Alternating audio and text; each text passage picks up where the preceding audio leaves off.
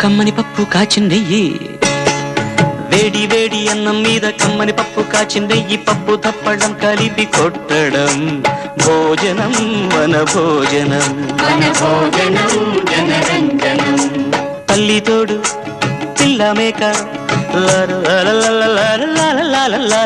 తల్లి తోడు పిల్ల మేక ఆలు మగలు అత్త కోడలు బాసు బంటూ ఒకటేనంటూ కలవడం భోజనం వన భోజనం